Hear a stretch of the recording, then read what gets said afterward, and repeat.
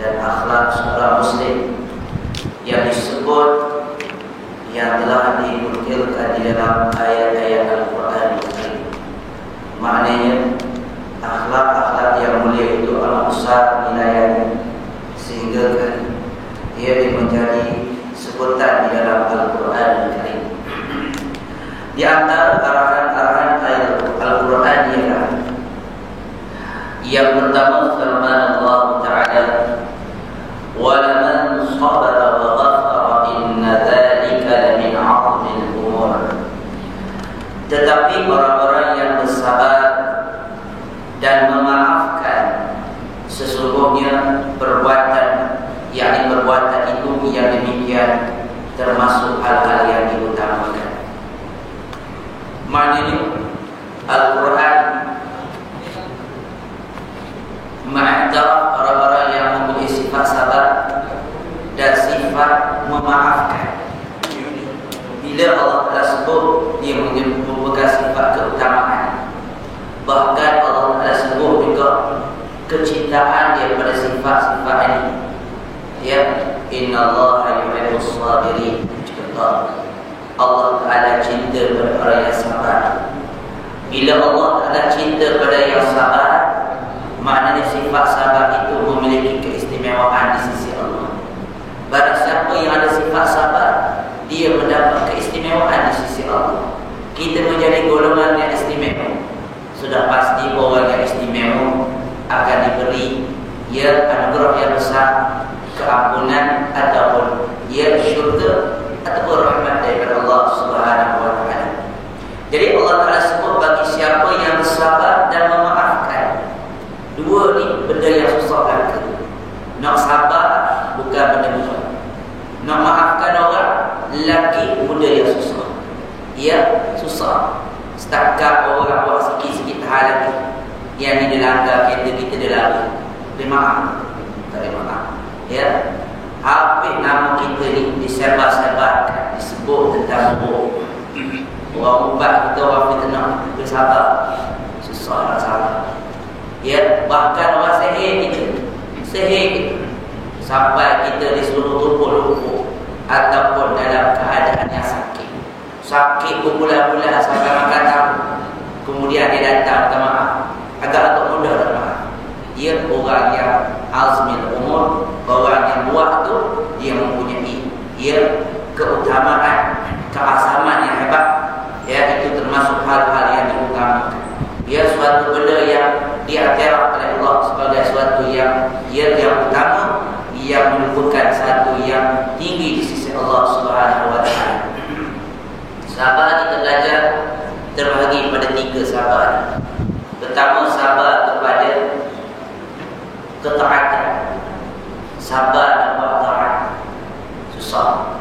Yang kedua, sabar untuk berhadapan dengan ujian dan musibah. Susah juga. Yang ketiga, sabar dalam maksiat. Sabar untuk melakukan maksiat. Hari ini orang mencuri itu kenapa? Dia tak sabar. Dia tak sabar nak kaya cepat. Ya, orang yang mengumpat itu dia tak sabar. Dia tak sabar. Orang yang dengki itu dia tak sabar. Kenapa aku tak dapat, dia dapat? Mula dia dengki. Dia tak sabar. Mata kita pandang sesuatu yang tidak baik, sesuatu yang diharapkan, sebab kita tak sabar. Tak sabar. Jadi inilah kerana tak sabarlah manusia tu ada yang ditangkap, ada yang dipenjara, ada yang dikenakan hukuman, ada yang dilaknat, ada yang dimatikan oleh Allah Ta'ala dan sebagainya. Jadi ketiga-tiga sabar tu memang susah lagi. Sama, yang pertama sabar nak menegakkan ibadah. Susah tak? Time-time kita letih nak ismayang, Allah beratnya rasa ismayang. Pada ismayang ringan. Ya, kadang-kadang datang malam nak ismayang, Allah berat. Sebab apa kita dirasa berat? Nak ismayang biar duduk dalam keadaan berwuduk sentiasa. Berat. Setakat nak ismayang, nak biar sentiasa kekalkan wuduk. Berat. Sebab apa kita duduk nampak ke wuduk tu? Kita duduk nampak ke sejuk tu? Kita duduk nampak takut. Kan? Baju kita yang striker tu kalau kita lipat-lipat jadi keduk, kita takut ya. Kita nampak yang tu. Sebab tu yang jadi susah. Sebab tu bila kita nak buat ibadah, Jangan tengok ibadah. Jangan tengok beratnya ibadah, sulitnya ibadah, besarnya ibadah. Jangan tengok yang mana? Tengok siapa yang perintahkan ibadah. Siapa yang perintahkan kita? Ambil sembahyang ni siapa perintah? Orang tu Allah. Allah yang perintah. Ya, sembahyang ni siapa? Allah yang perintah. Berkorban tu siapa perintahkan? Allah yang perintahkan kita. Maka bila kita lihat siapa yang perintahkan kita, maka baru kita ada rasa kecil benda tu. Kita rasa benda tu mampu kita lakukan. Sebab aku buat ini untuk Allah yang Maha Perkasa, Rabbul Alamin, Tuhan sekalian alam. Tuhan yang bagi rezeki pada kita, Quran yang memberi kurniaan yang besar bagi kita. Dan tuan-tuan, kita buat ibadah ni ada tanda syukur, tanda kita ni mengenal budi Allah. Allah bagi pada kita mata, kaki, tangan, semua tu tuan-tuan, suatu kurniaan yang besar. Sebab kita tak nilai. Cuba kita buat satu analogi. Seorang lelaki ni daripada kecil sampai umur 60 tahun buta juga. Bila dia buta, satu hari datang seorang doktor. Nama doktor Asmadi contoh. Datang, pakcik, saya nak tolong pakcik. Saya nak ubat mata pakcik. Tapi anak saya tak ada duit. Tak apa pakcik, FOC, free of charge. Maka berlakulah operate. Bila Datuk Asmadi pun operate, lepas habis operate cukup sebulan sihat kawan. Orang tua ni pun daripada kecil sampai ke tua tak pernah tengok. Kemudian Datuk Asmadi tolong, dia boleh nampak. Mula-mula sekali yang dia nak lihat siapa tuan-tuan. Dia nak lihat anak dia ke bini dia ke siapa. Dia akan kata aku nak lihat Datuk Asmadi. Datuk Asmadi. Daripada hari itu datang anak dia cerita tentang Datuk Asmadi. Baik sungguh orang ni. Aku tak kenal tapi dia nak tolong aku. Mari bini dia tak ada cerita benda lain. Allah, mujurlah Datuk Asmadi. Boleh aku tengok bini aku. Dah berkenduk dah buku ni. Tengok. Dia pergi jumpa kedai kopi di pengorang. Dia akan cerita, Allah Datuk Asmadi, mata boleh tengok kamu, tengok malam ya Allah. Kalau dia dah tak dapat aku tengok. Siap malam pagi petang dia sebut Datuk Asmadi. Padahal Datuk Asmadi tak buat mata tu. Entah mana dia ambil banyak mana mata tu. Dia pergi sambung sana sambung sini nampak. Jadi dia hanya sambung, tapi orang ni boleh ingat setiap malam, setiap hari. Kerana jasa ni dia boleh tengok. Sedangkan kita setiap hari ni boleh tengok daripada kecil lagi. Boleh dengar daripada kecil lagi. Boleh bercakap, boleh makan dengan elok, boleh berjalan, boleh itu, boleh ini. Banyak mana kita ingat pada Allah? Banyak mana kita ingat pada Allah? Sebab tu bila Allah Ta'ala perintahkan kita biar berwudu, biar solat, biar zakat, biar berkorban, bagi kita jangan pandang yang tu. Pandang siapa yang kita nak buat. Kita nak buat kepada Allah yang banyak bagi kurniaan pada kita. Kurniaan yang besar. Sepatutnya kita ingat pada Allah. Maka bila kita nak buat ibadah, tak terasa berat. Tak terasa berat. Sabar. Begitu juga sabar dalam ujian. Ujian ini antara tugas kita. Tujuan kita diutuskan oleh Allah. Yang pertama untuk mengabdikan diri pada Allah, liya'budun. Yang kedua supaya nak menjadikan khalifah, yang mentadbir alam dengan undang-undang Allah. Yang ketiga, untuk apa dia? Allazi khalaqal mauta wal hayata liyabluwakum ayyukum ahsanu amalan. Untuk menguji kamu, siapakah di kalangan kamu yang terbaik amalannya. Jadi Allah uji kita. Maka bila Allah uji, Allah nak tengok yang terbaik. Maka bila kita diuji, ikhlaskanlah diri kita pada Allah. Sabar, redha. Sebab apa? Allah nak ambil yang baik daripada kita. Allah nak buang yang jahat daripada kita. Maka Allah yadhara al-mu'minina ala ma antum alaihi hatta yamidal khabitha minat tayyibah. Allah tidak akan membiarkan orang-orang mukmin berada sebagaimana kamu sekarang.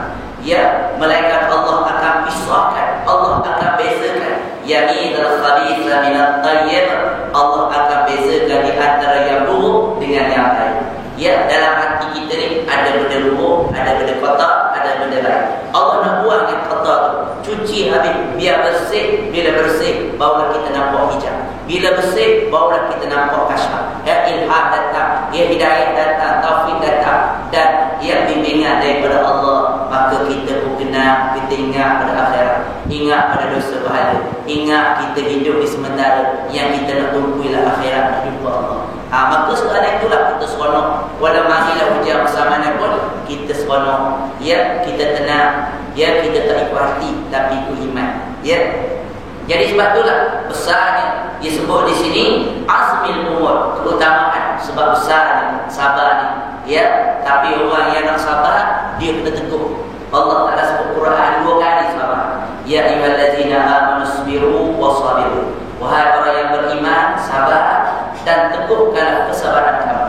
Maksudnya sabar yang kedua dan sabar di atas sabar yang pertama tadi. Sabar di atas sabar yang pertama tadi. Ya. Baik, firman Allah Taala yang kedua, fasfahiz safhal jamil. Maafkanlah mereka dengan cara yang baik. Ya, maafkanlah mereka dengan cara yang baik. Kadang-kadang kita rasa gerak orang, ya, dia minta maaf, tapi kita bagi maaf dalam keadaan yang kita pun dalam keadaan mana, ya, dalam keadaan kita dipukul, dalam keadaan kita dalam keadaan yang sebutan kita meninggi lah. Tak apa lagi dia. Contoh kita nak bawa orang, dia minta maaf, minta maaf saya tak sengaja. Tak apa tak kena ni. Dalam keadaan bagi maaf pun, tapi dalam keadaan maaf. Ya, dalam Quran sebut kita biar berada. Nak bagi maaf bagi dengan baik. Ya, fasfahis safhi. Maafkanlah mereka dengan cara yang baik. Cara yang baik. Ya, bukan cara pengaruh ataupun cara nak marah. Ya, bukan keadaan nak meluapkan perasaan. Ya, tidak. Maaf dengan cara yang baik. Maaf cara yang baik. Ya, di dalam surah Al-Imran itu disebut. Ya, apa dia? Wasari'u ila maghfiratin min rabbikum wa jannatin 'arduha as-samawati wal ardu 'iddat lil muttaqin alladziina yunfiquna fis sarra'i wad dharra'i, ya, wad dharra'i wal kadhibina al-ghayza wal 'afina 'anil nas wallahu yuhibbul muhsinin. Ya, dalam ayat itu disebut, ya, orang-orang yang muttaqin itu ciri-ciri dia menginfakkan harta dalam keadaan senang, dalam keadaan susah. Wal kadhimin, dan dia menahan marah dia menahan marah. Ya, wal afi, bahkan bukan saja dia menahan marah, dia memaafkan. Bukan sekadar dia memaafkan, ya, wallahu yuhibbul muhsinin, dia buat ihsan pula, dia buat baik pula. Ya, diriwayatkan cucu cicit daripada Rasulullah ni, daripada keturunan Muslim, ya, ulama besar itulah. Ya, suatu hari dia suruh khadam dia ambil wudu, pegang air dia nak ambil wudu. Tapi subuh kawan dia ngantuk lagi.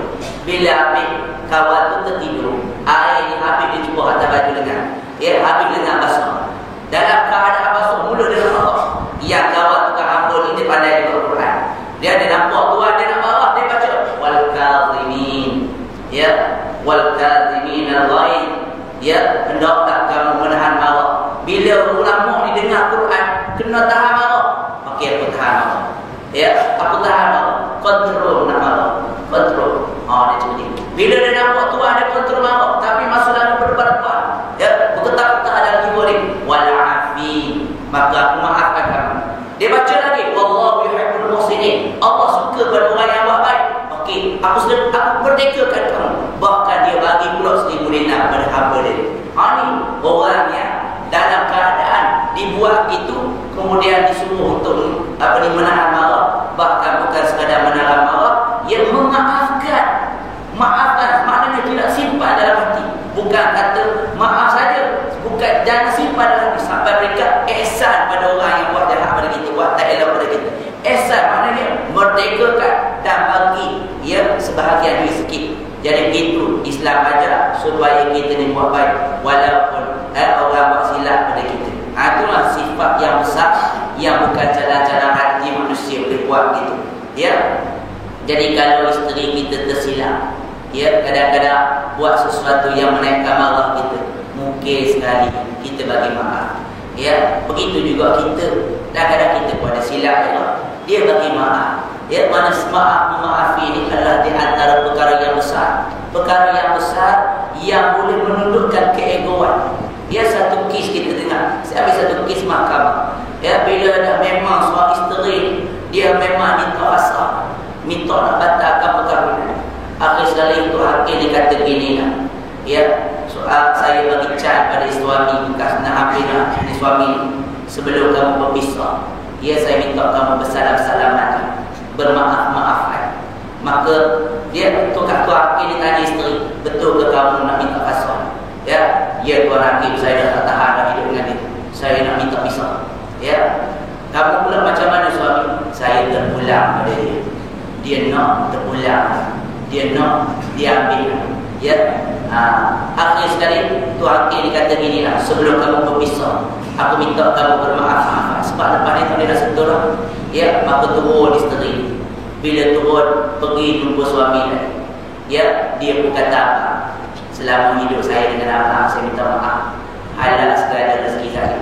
Ya, dalam keadaan menurunkan ego dia, merayu sebut maaf itu maaf mengalir air mata. Isteri suami pula sebut abang pun lebih kurang, minta maaf kalau ada terkasar, ada apa ni manusia biasa sebut. Ya, kemudian bersalaman, lama salam, sedih rasa dia. Ya, tadi bukan main nak pisah, bila bersalam sedih. Bila kemudian itu hakim pun tanya balik, macam mana yang balik perempuan? Ya, macam mana? Masih lagi nak teruskan? Tuan hakim, saya rasa tak jadi tuan hakim.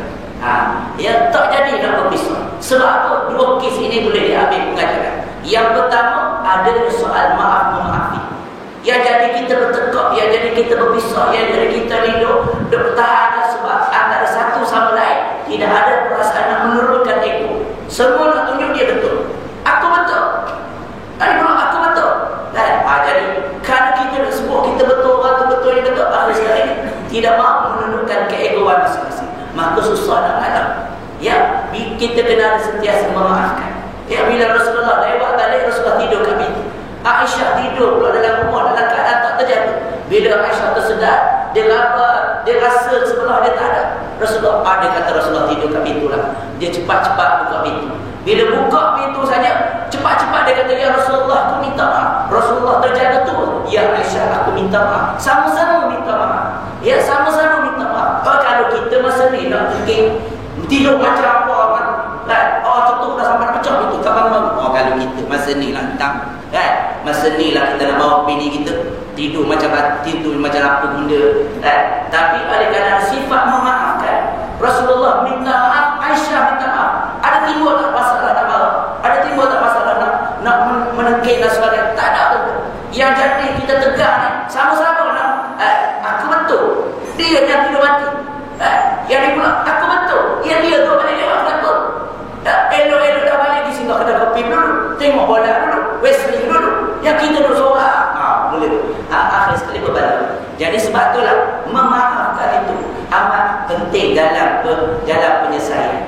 Ya, maaf. Kadang-kadang bertengkar dalam musyawarah masjid boleh bertengkar. Ya, tegak. Sebab tidak ada rasa nak menundukkan diri, memaafkan. Ya, sebab tu kita kena ada sifat memaafkan. Sifat memaafkan orang lain. Rasulullah pernah anak dia Zainab ni daripada Mekah mengandung Sarah dah. Kemudian dalam perjalanan nak balik ditahan oleh bekas suami dia. Kamu tak boleh balik. Ya, tak boleh balik. Dia tunjuk perut bini dia tu dengan pedang, dengan lembing. Maka jatuh atas batu keringkit. Ya, keringkit, maka berlakulah pendarahan. Maka Zainab berlari pergi sampai ke Madinah dalam titisan air darah dia. Sampai ke Madinah duduk 2, 3, 4 bulan, mati Zainab. Rasulullah yang ni, ya, bekas suami dia ni, ya, kemudian masa berlakunya pembukaan Mekah, dia nak lari. Rasulullah dapat tawan dia. Maka Rasulullah kata, kamu nak ke mana? Kamu nak ke mana? Bukan isteri orang lain, orang kafir. Satu seorang orang kafir. Ya, bila Rasulullah buka Mekah, dia nak capai lari. Dia kata, aku dulu pernah buat jahat pada Rasulullah sampai ke anak dia mati. Aku nak lari. Kalau aku kena tangkap, saya aku kena pancung. Maka dia nak lari. Bila mana dia nak lari masuk ke ladang kurma, sahabat dapat tangkap dia. Maka dia hadap hadapan Rasulullah. Maka Rasulullah tanya, ke mana kamu nak pergi? Ya, maka dia kata, ya Rasulullah, aku tahu aku ni jahat. Aku takut kalau kamu tangkap aku, nescaya kamu pancung aku. Maka apa kata Rasulullah? Wahai sahabat, aku dah lama dah memaafkan kamu. Aku dah lama dah memaafkan kamu. Masya Allah, dengar akhlak Rasulullah masuk Islam dia. Padahal dia buat anak Rasulullah sampai mati. Rasulullah kata, aku maafkan, dah lama dah aku maafkan kamu. Ya, sahabat macam tu bagi sifat dalam Islam. Ya, sifat sifat tidak berdendam. Yang lalu kisah lalu macam mana? Ya, tidak ada. Jadi maafkan. Bagaimana Nabi Yusuf AS dibuang oleh adik-beradik dia. Ya, adik-beradik dia dengki. Adik-beradik dia dengki. Ni masalah. Ya, Nabi Yakub sampai merendam air mata sampai buta kerana anak-anak luar jahat macam ni. Ya, Nabi Yusuf ni sampai kena campur dalam laga buta. Kemudian Yakub ada orang dijual jadi hamba api. Kemudian diambil jadi hamba di dalam istana. Kemudian difitnah pula, masuk penjara pula. Kemudian dengan izin Allah dia jadi menteri kewangan. Masa tu datang masalah kemarau, ya, masalah kekurangan makanan di Palestin. Maka adik-beradik dia datang ke Mekah, datang ke Mesir nak cari makanan makanan. Tengok-tengok abang dia duk jaga singgahsana, duk jaga khazanah makanan dan pembendaharaan Mesir. Maka Nabi Yusuf nampak adik-beradik dia, dia panggil adik-beradik dia. Adik-beradik dia bakal nak lari, takut kerana ingat balik perbuatan dia. Nabi Yusuf kata, yang lama tu kita tutuplah, kita buka buku lain, kita buka buku baru. Aku dah lama dah maafkan kamu. Ya, inilah sifat bagaimana umat Islam. Ya, kalau ada dada-dada yang lapang macam ni, ya, setiap benda-benda yang pernah berlaku antara kita ni, atas dasar kita nak sambung persaudaraan Islam, atas dasar kita nak sambung silaturahim, kita lupakan benda-benda yang sebelum ni menyebabkan kita boleh tak masuk kita masa muka bertukar dan sebagainya. Ya, ini ajaran yang besar yang menyebabkan orang yang menghayati ya amalan Islam itu hidup dalam keadaan yang tenang, hidup dalam keadaan yang sempurna. Kemudian firman Allah Ta'ala yang ketiga, innama yuwaffas sabiruna ajrahum bighairi hisab. Sesungguhnya hanya orang-orang yang bersabar yang dicukupkan pahalanya tanpa batasan. Ya, orang-orang yang sabar Allah bagi satu pahala yang tidak boleh ya dicomok ni, pahala yang tak boleh dikira. Besarnya maksudnya Allah Ta'ala bagi pahala kepadanya berlarutan-larutan. Ya, maksudnya pahala yang berterusan. Besarnya pahala yang Allah Ta'ala bagi kepada orang Islam. Masuk ayat ini ulama kata yang dikatakan masalah orang yang sabar di sana, di sini dirujuk kepada orang yang berpuasa. Orang yang berpuasa, innama yuwaffas sabirun, hanya orang-orang yang bersabarlah dicukupkan pahala mereka tanpa batasan. Allah bagi pahala yang tidak terhenti-henti, ya, berterusan. Oh, untuk tuan-tuan, kita buat investment, pahala dapatlah apa keuntungan tu tak pernah putus, dapat masuk. Walaupun contoh kalau kita buat investment dapat RM1 sehari tak apa dah. Setiap hari masuk RM1. Cuma kita tengok dalam saving bank kita tu, yang masuk berapa sen je? Tu sebulan tengok 20 sen. Ya, 30 sen. ALS tahu berapa? 2-3-14 ringgit. Itu bayar tu habis macam tu je. Ada mana? Ni tiap-tiap hari dapat laba ataupun ya apa ni keuntungan yang melimpah ruah. Masuk ayat ni mufassir apa dia ahli tafsir mengatakan dia merujuk kepada amalan puasa. Amalan puasa sebab apa? Amalan puasa start daripada ya fajar siddiq sampai kepada maghrib, sampai kepada tergelincir matahari, kita duduk dalam keadaan sabar. Sabar daripada makan, sabar daripada minum, sabar daripada bersama dengan isteri kita. Sabar. Kadang-kadang dalam bulan puasa lah kita ni macam orang ini. Ya, dalam bulan puasa lah banyak ujian. Dalam bulan tak puasa taklah berapa sangat. Tapi bila datang bulan puasa, tengok isteri kita terletak atas katil yang macam ya Allah, hujung puasa. Dalam bulan puasa pula isteri pula seksi pula. Ya Allah, dalam bulan lain tak ada macam ni. Tapi bulan puasa ni buat seksi depan kita. Orang kata tu ada boleh buat lucu depan mata Allah depan bulan puasa contoh kan. Jadi dia mari benda tu. Ya, jadi sabar tengok air pahit pun kita rasa Allah sedang kalau kau tak ada orang nampak kan. Tai-tai mandi, tai-tai menyelam, tai-tai kan. Jadi kita sabar start daripada awal sampai ke petang, lebih kurang dalam 13 jam. Ya, 13 jam kita tak makan, 13 jam kita jaga mata, jaga telinga, jaga semua yang boleh merosakkan puasa dan merosakkan pahala puasa. Itulah dikatakan setiap saat kita dalam bulan puasa dapat pahala. Bahkan yang tidak dalam bulan puasa, ya, an-naimu, ya, itu dikira fi'il. Wa fi siyami al-ibadah. Mereka yang tidur dalam puasa itu dikira ibadah. Sebab letih. Kerana letih kenapa? Kerana puasa. Puasa tu kenapa? Kerana Allah. Tidur pun dapat pahala. Tidur pun dapat pahala. Ya. Jadi sebab itulah. Tapi ingat, kebanyakan ada orang, kami sha'im laisa lahu min siyami illa ju'al 'atash. Berapa banyak orang yang berpuasa yang tidak ada nilai yang puasa dia, melainkan lapar dan haus. Belaka. Ada orang dia nak puasa, dia tak fikir saya nak dapat pahala tak dapat pahala. Yang penting puasa. Ada berapa ramai orang puasa tak dapat pahala. Ya, tak semayang. Puasa tapi tak semayang. Ulama kata siapa yang puasa tapi tak semayang, tak terima. Tak terima. Sebab apa? Sebab semayang ni tiang agama. Tiang.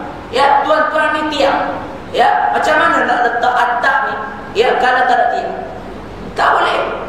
Tak boleh. Ya, kalau kita kata kita panggil kontraktor sebuah rumah kita. Kontraktor dia kata, "Oh, kita kena dirikan tiang." Tak payah. Ya, rumah saya tak nak dirikan tiang. Ya, buat atap gitu. Nak buat atap macam mana kalau tak ada tiang? Ya, soh orang tua ni, ya, kena makan pig kuda ke apa? Kan? Jadi maknanya kena ada sembahyang. Tapi orang dia boleh puasa, tapi dia tak nak jaga amalan ataupun pahala puasa. Berapa ramai puasa tapi tak tutup aurat? Berapa ramai puasa tapi tak jaga mulut? Berapa ramai puasa tapi tak jaga hati mereka? Ada juga orang yang tak puasa tapi dapat pahala puasa. Dia puasa tak dapat pahala puasa. Yang dirugi, ada orang dia tak puasa tapi dapat pahala penuh puasa. Tahu tak? Contoh macam mana? Bila dia berpuasa di sidapat di pagi hari, masuk tengah hari, mungkin dia sakit, gastrik contoh. Ya, dia puasa lillahi ta'ala, niat memang nak sampai ke ujung, tapi mari tengah hari gastrik yang amat tinggi, gastrik yang tak boleh nak tahan, sakit memulak perut ni. Akhir sekali dia berbuka kerana Allah. Dia berbuka kerana Allah, dia dapat pahala sampai ke petang. Walaupun dia batal puasa dia, tapi dia dapat pahala puasa.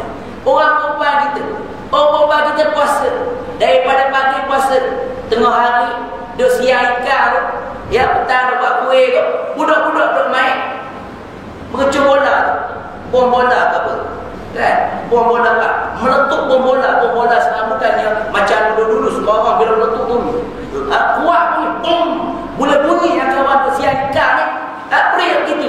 Elok-elok duk siang ikan, bom, periuk gitu. Ya, mari hit terus kawan tu. Ya, elok-elok duk siang ikan keluar darah contoh. Ya, maka dia dapat pahala sampai ke petang. Walaupun puasa dia batal. Ya, pahala tak batal. Ya. Begitu. Jadi puasa kita tu dikatakan Allah kata orang yang sabar Allah bagi hitungan pahala yang tiada hitungan. Tak ada hitungan. Ya. Kalau kaedah kita sabar ni ada limit sah. Sabar ni ada had. Ya, orang buat kat kita, takkan kita nak sodok kepala macam tu. Itu bahasa kita. Dalam Quran kata sabar. Setakat mana kamu mampu sabar, sabar. Ya, sabar. Ya, bukan kata ada limit, sabar. Ya. Jadi innama yuwaffas sabiruna ajrahum bighairi hisab. Dalam satu hadis, ya, dalam kitab Tambih Ghafili ada disebut, ya, inna sabra ala maksiyati yaktabu bihi lil 'abdi darajah wa inna sabra ala ta'ah yuktabu bihi 600 darajah wa inna sabra 'ala al-ma'asi yaktabu bihi 900 darajah. Ya, disebut sesungguhnya orang yang sabar di atas maksiat ditulis bagi hamba itu 1 darjah. Ya, dan orang yang sabar di atas ketaatan, nak buat taat, Allah susahnya nak mengamalkan, Allah beratnya nak baca Quran, Allah lambat susahnya kita nak zikir, nak beristighfar, nak berselawat pada Rasulullah, beratnya rasa, malahnya nak datang masjid, orang datang surah, Allah malahnya nak duduk dalam majlis ilmu, beratnya. Ya, kita sabar duduk sekejap, sabar dalam ketaatan, yuqtabu bihi, ya, 600 darjah. Allah akan tulis padanya 600 darjah. 600 darjah. Ya, wa inna sabra anil ma'asi yuqtabu bihi 900 darjah. Dan orang yang bersabar di atas maksiat-maksiat maka dituliskan kepadanya 900 derajat. Ya, besar. Ya.